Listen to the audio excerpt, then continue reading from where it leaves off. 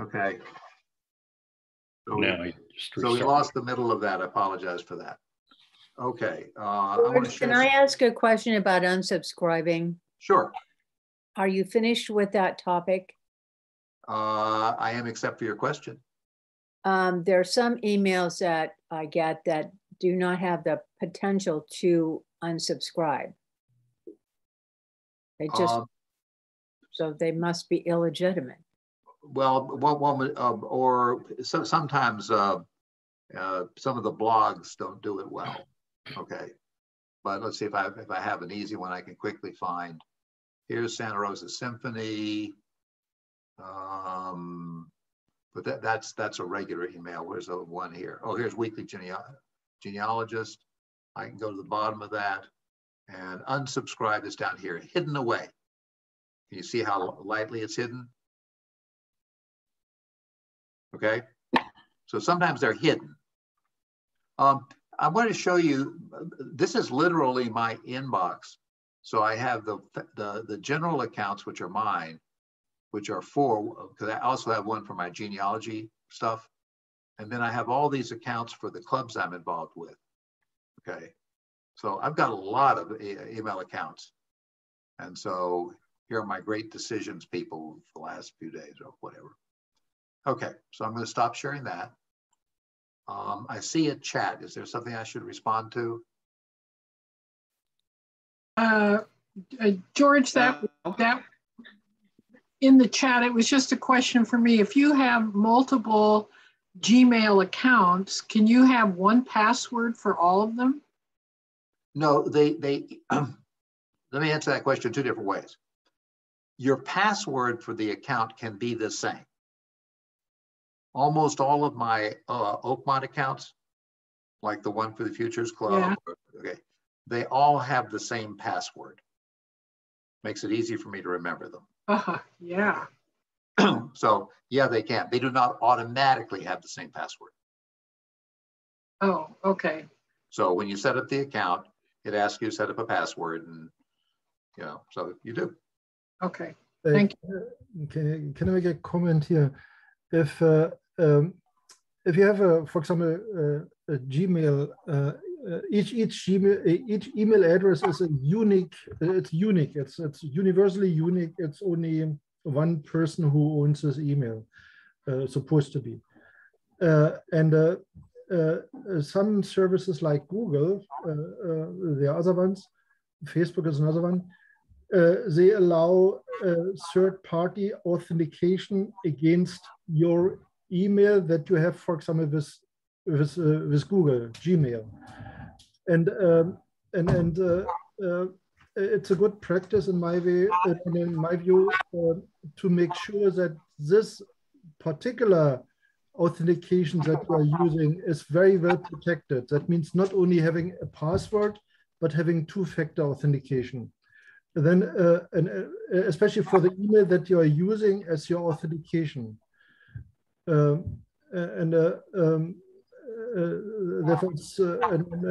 the password is one thing, but 2-factor, like you get an SMS with on your iPhone or smartphone, and with 6 digits, and you have to type it in to complete this authentication. This makes it much more difficult for anyone to steal your identity.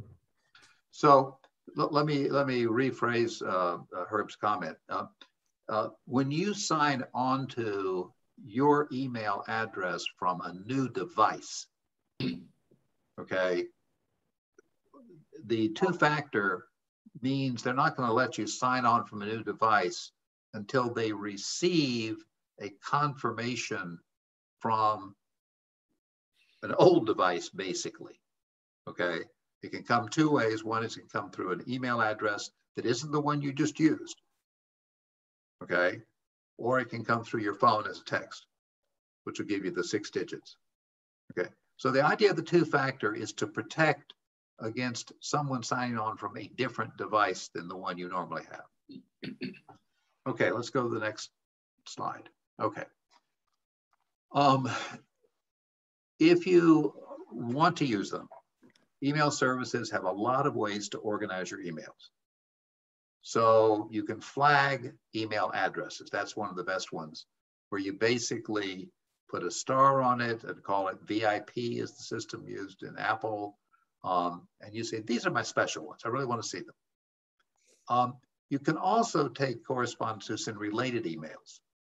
You can put them into a folder, like I put all of the emails that relate to the Futures Club in a folder.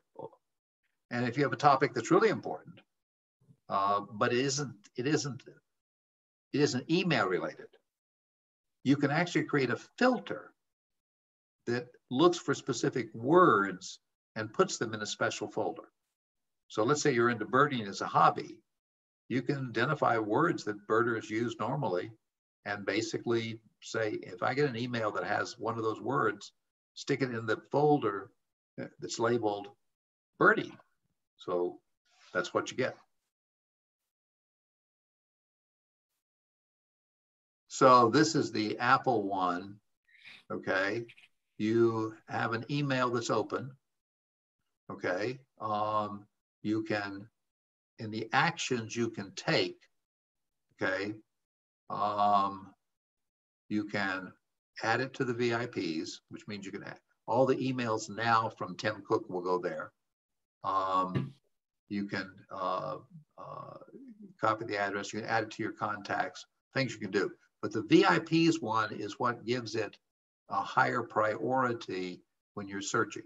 Then later on, when you want to see your emails, you can click on VIPs and all of your VIPs will come up. Now it's a little more complicated with Gmail. So I click in the box next to Pat Barkley, okay? And when I hit the additional things you can do, I can mark it as not important. I can add a star. I can filter it. Okay, I can forward it. Lots of things I can do. But adding a star is one of the methods that's used to, in fact, make it a higher priority when the emails come from Pat to me. Okay. All right. Our website now has a series of links that will help you dig deeper into these topics.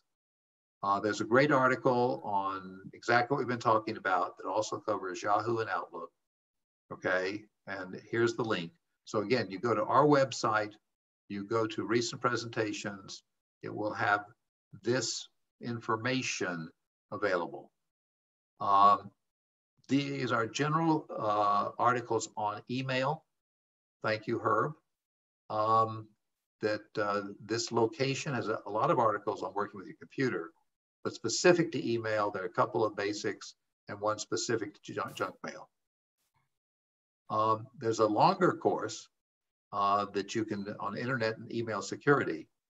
It will seem somewhat tedious, but it may be worth your doing if you're really concerned about this area. Mm.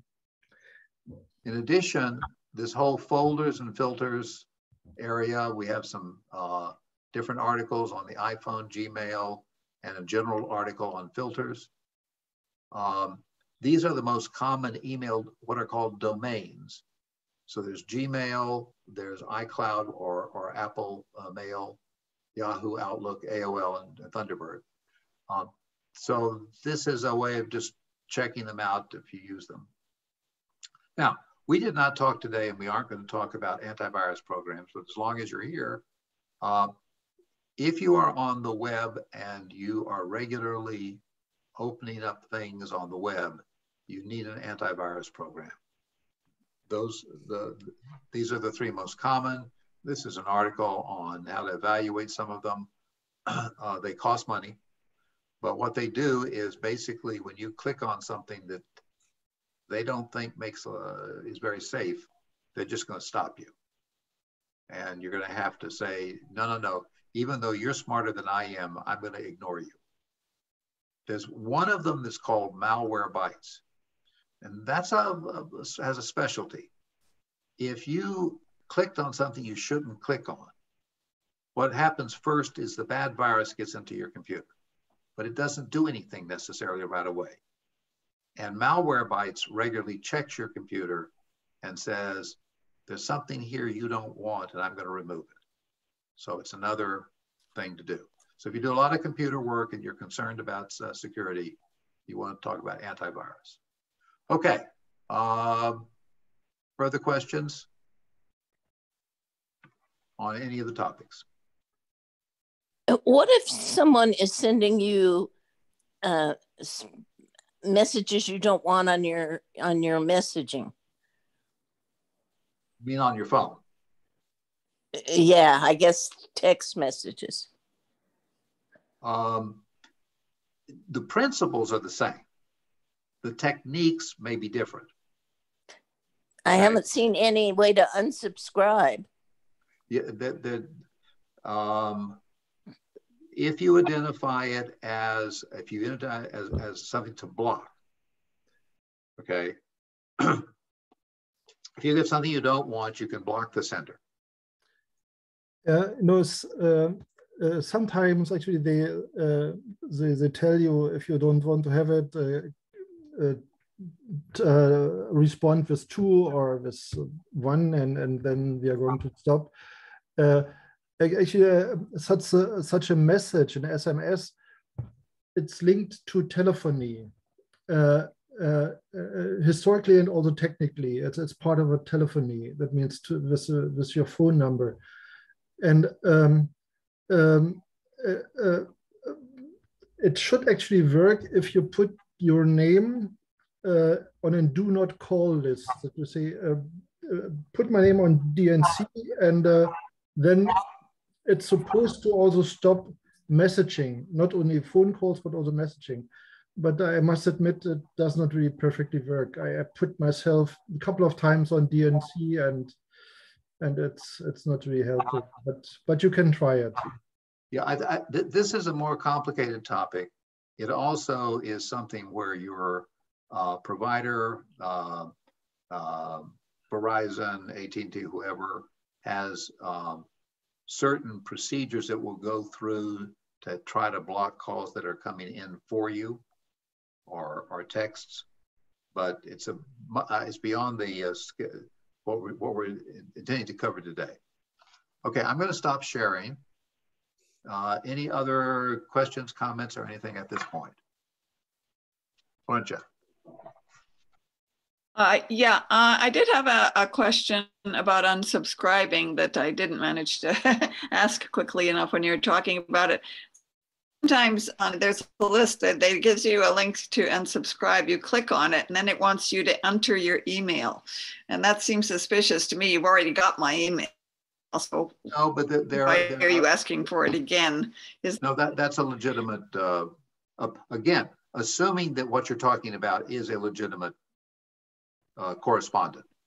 Okay, so if you're still receiving emails from J. Jill, and you haven't bought from them for 10 years and you don't intend to, okay, and you start to go to unsubscribe and it says re-enter your email, okay, that's okay. That's okay. None of them haven't been doing that, so maybe I could get rid of. Okay, other questions? A few things if I did. Okay, thanks. Okay, well, thank you. Next month, the topic is going to be digital currencies. So that's going to cover everything from cryptocurrencies through to central bank digital currencies. And if that all seems like Greek to you, that's why we're having the meeting. The intention is to try to understand what the hell these things are, okay? Just to be totally clear, it is not intended to relate at all to investment philosophy. So if what you are interested in doing is understanding how to buy Bitcoins or any of that stuff, you don't even need to bother coming. But if it's of interest to you, that's the next topic.